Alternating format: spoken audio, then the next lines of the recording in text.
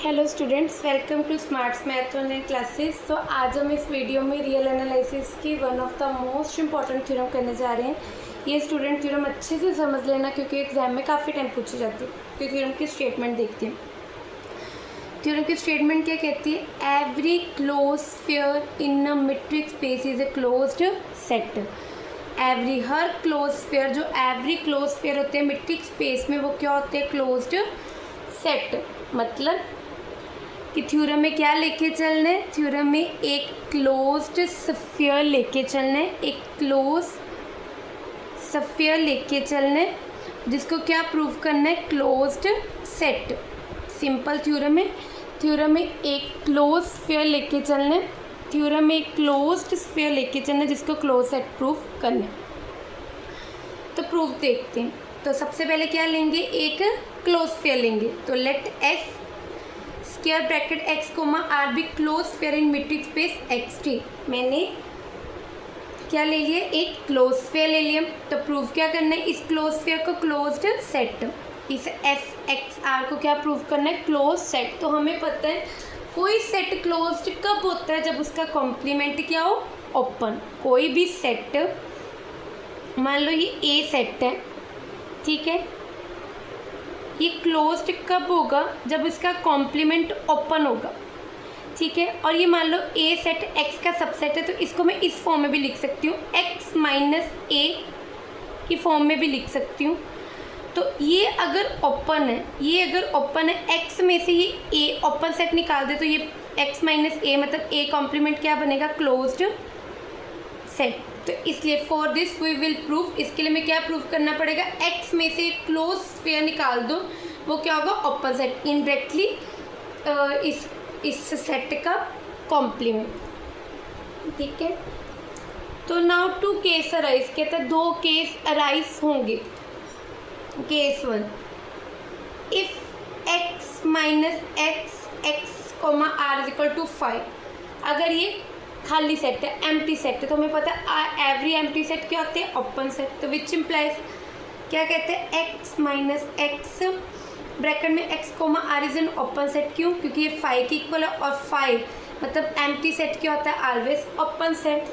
तो अगर x minus f x r open है तो विच इम्प्लाइज वो खुद सेट क्या हो जाएगा? क्लोज सेट हो जाएगा। क्योंकि ये क्या होता है? If A is open in metric space, अगर कोई सेट ए ओपन है तो एक्स माइनस ए क्या हो जाएगा? Closed set. मतलब क्या कहते हैं? अगर कोई सेट एक्स माइनस ए, सिंपली याद रख लो, एक्स माइनस ए सेट अगर क्लोज्ड है, सॉरी ओपन है, तो ये एक्स में से ए सेट निकल के वो ओपन आ रहा है, तो ये वाला ए सेट, ये ए क्या होगा? क्लोज्ड होगा। ओके स्टूडेंट, ये क्या होगा?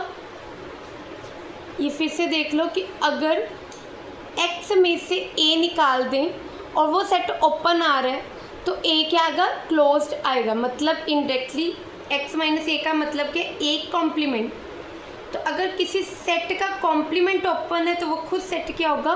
क्लोज्ड होगा। अब केस 2 डिस्कस करते हैं। केस 2 क्या कहते हैं? If x minus s x r comma r not equal to 5, कि ये सेट 5 नहीं है, मतलब खाली नहीं है, एम्प्टी नहीं है। खाली नहीं है तो कोई पॉइंट इसमें होगा, एटलीस्ट एक पॉइंट होगा, ज़्यादा से ज़्यादा जितनी मर्जी हो तो वो एक पॉइंट ले लिया। Let Y belongs to x minus S bracket में x comma are B any point. अगर ये सेट इसमें है, ये भी रिजल्ट होता है, अगर कोई पॉइंट वाई एक्स माइनस ए में है तो वो पॉइंट ए में नहीं होगा, क्योंकि एक्स माइनस ए का क्या मतलब है? A complement. मतलब अगर कोई x y point A complement में तो वो ए में नहीं होगा। इसका मतलब वाई इस कॉम्प्लीमेंट में है तो ये y point f comma x minus sorry x comma r में नहीं आएगा। तो कहता क्या इम्प्लाइज होगा? Distance of x y greater than r. क्योंकि कोई भी पॉइंट क्लोज स्फीयर में तब आते हैं, कोई भी पॉइंट हमें मतलब डेफिनेशन पता होनी चाहिए क्लोज स्फीयर की।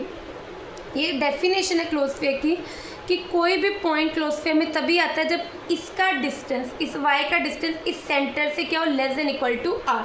बट डिस्टेंस क्या आ रहा है, सॉरी पॉइंट बिलोंग नहीं करता, तो इसका मतलब डिस्टेंस क्या होगा, r से बड़ा, मतलब वो क्या होगा, सेट के बाहर पॉइंट होगा, ना बाउंड्री में होगा ना तो अंदर होगा। ठीक है, अब लेट r1 मैंने एक रियल नंबर ले लिया, वो किसके बराबर ले लिया, distance of x y minus r greater than 0। ये याद रखना है, हमने एक r1 लेना है जो किसके बराबर है, distance x y minus r, और ये क्या होगा, ग्रेटर देन 0। इसको फर्स्ट नंबर डाल दिया। कहते हैं we claim there exist open sphere s y r one such that s y r one belongs to x minus S square bracket x comma r. क्योंकि मेरा मोटिव क्या है बच्चों, मेरा मोटिव है इस x minus x square bracket r को open prove करना, क्योंकि अगर ये चीज़ ओपन होगी तो ये वाला अकेला जो बच जाएगा ये क्या हो जाएगा, क्लोज्ड हो जाएगा। तो मेरा मोटिव ये है, इसलिए क्लोज इसको ओपन प्रूव करने के लिए अब मेरा एम क्या है, मेरा एम क्या है कि एक ओपन स्फीयर आएगा जिसका सेंटर क्या होगा y, जिसका सेंटर क्या होगा y, रेडियस r1 होगा, और ये ओपन स्फीयर इस सेट में चला जाएगा। अगर इस सेट में चला जाएगा, क्योंकि ये y पॉइंट क्या है इसमें बिलोंग करता है, मैं दिखा दूंगी कि y पॉइंट इसको बिलोंग करता है, तो उस y पॉइंट को सेंटर रख के r1 रेडियस लेके एक ओपन स्फीयर है जो इसमें चला गया। ओपन सेट की डेफिनेशन सेटिस्फाइड होगी तो ये सेट ओपन बन जाएगा।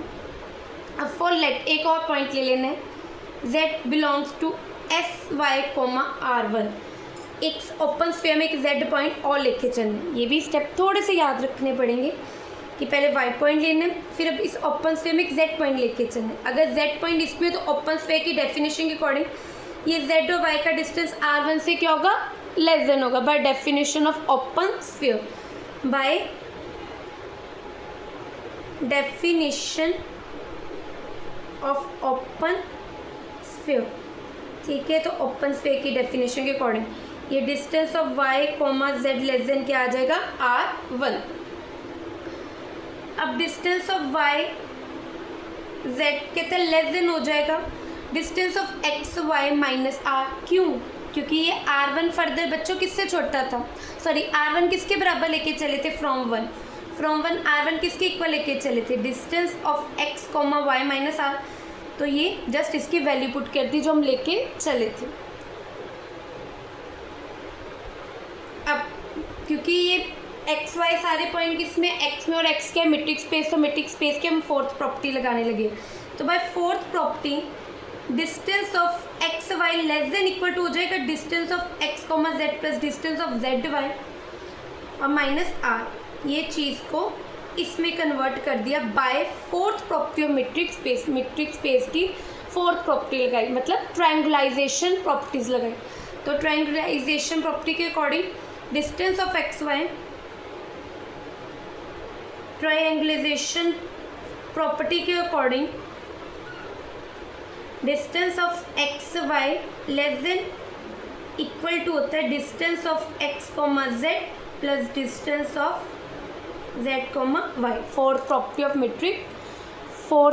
Of metric space. Okay student, अब कहते हैं which implies distance of Y Z less than क्या आ गया, distance of X Z plus distance of Y Z minus R. ठीक है, ये बाय ट्रायंगुलाइजेशन प्रॉपर्टी मतलब fourth property of metric space के अकॉर्डिंग आया। अब विच इम्प्लाइज, अब हम क्या करेंगे, दोनों side distance of Y Z minus कर देंगे, simple by subtracting distance of Y Z from both side. दोनों साइड क्या करेंगे, distance of Y Z minus कर देंगे। Distance of Y Z cut होके क्या आ जाएगा, 0।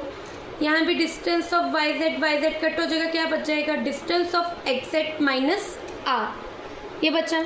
अब बोथ साइड क्या कर देंगे, r प्लस कर देंगे। अब दोनों साइड क्या कर देंगे, adding both side r, 0 plus r less than distance of X Z minus r plus r। दोनों साइड r क्या कर दिया, ऐड, 0 में r ऐड किया, r बन गया less than minus plus minus, दोनों कट हो गए, डिस्टेंस ऑफ एक्स जेड। तो क्या आ गया, distance of r less than distance of x comma Z, मतलब डिस्टेंस ऑफ एक्स जेड क्या आ गया, greater than R. Greater than R आ गया तो मतलब ये Z point open close sphere को नहीं बिलोंग करेगा, क्योंकि अगर ये जेड पॉइंट एस ब्रैकेट में एक्स को मार इस क्लोज सेट में चला जाए तो इस जेड का डिस्टेंस एक्स से क्या आना चाहिए, less than R, but greater than R है।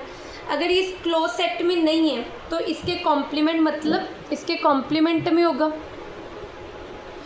तो मतलब z किसको बिलोंग कर जाएगा, x माइनस एस ब्रैकेट में x कोमा आर। अगर इसमें नहीं है मतलब अगर x पॉइंट किसी a सेट में नहीं है तो वो x पॉइंट किस में चला जाएगा, मान लो, और ये a मान लो x का सबसेट है और a मान लो x का सबसेट है और x पॉइंट a में नहीं है तो वो x पॉइंट किसको बिलोंग कर जाएगा, x माइनस ए, इंडायरेक्टली मतलब उसके कॉम्प्लीमेंट। तो इसमें नहीं था तो मतलब इसके कॉम्प्लीमेंट में चला गया, तो मतलब since set belongs to X Y less than R1, मतलब ये z पॉइंट किसको बिलोंग कर गया, इस ओपन स्फीयर को बिलोंग कर गया। तो मतलब मैं क्या लेके चली थी, सिंस मैं z पॉइंट किस में लेके चली थी, इस ओपन स्फीयर में लेके चली थी और ये पॉइंट इसमें चला गया, तो मतलब ये सेट इसका क्या हो गया, सबसेट हो गया। बच्चों में z पॉइंट क्या लेके चली थी, इस ओपन स्फीयर में लेके चली थी और मैंने क्या प्रूव कर दिया कि ये z point x minus S square bracket में x कोमा आर में चला गया, तो मतलब ये सेट इसका क्या हो गया, सबसेट हो गया। ठीक है, अब क्या था, मैं एक y पॉइंट लेके चली थी, इस समय y पॉइंट लेके चली थी, ठीक है, ऊपर मैं y पॉइंट इसमें लेके चली थी, उस y पॉइंट को सेंटर रख के R1 रेडियस लेके मेरे पास एक ओपन स्फीयर आ गया जो इस सेट में चला गया। ठीक है ना, y पॉइंट में इसी में लेके चली थी ऊपर। ठीक है, तो उस y पॉइंट को सेंटर रख के R1 रेडियस लेके एक ओपन स्फीयर आ गया जो इसमें चला गया। तो by definition of open sphere x minus S bracket में x comma are is an open set by definition of open set. ये सेट क्या हो गया हमारे पास, ओपन सेट। तो बच्चों इस थ्योरम में simple open set, close sphere की डेफिनेशंस लग रही हैं, तो मतलब आपको इसकी बेसिक नॉलेज होना बहुत ज़रूरी है। तो इनकी डेफिनेशंस की वीडियोस भी मैंने डाली हुई, तो आप फर्दर इसको देख सकते हैं मेरे चैनल में। Since x minus S square bracket में x comma are is an open set, तो which implies S square bracket में x comma is close set, क्योंकि अगर मान लो कोई ए सेट सबसेट है इस एक्स डी मीट्रिक स्पेस का, इसका सबसेट है। ओके स्टूडेंट, तो अगर x माइनस ए मीन्स कि उसका कॉम्प्लीमेंट ओपन है तो वो सेट क्या हो जाएगा, वो सेट खुद क्या हो जाएगा, वो सेट ए खुद क्या हो जाएगा, क्लोज्ड।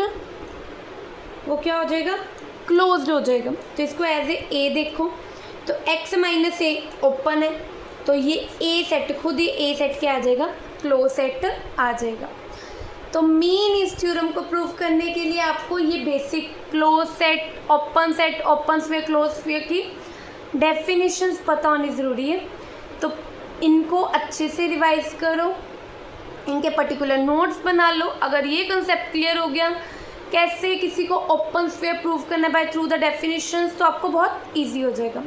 Thank you student. ऐसी वीडियो देखने के लिए प्लीज़ मेरे चैनल को लाइक शेयर और सब्सक्राइब कीजिए। Thank you student.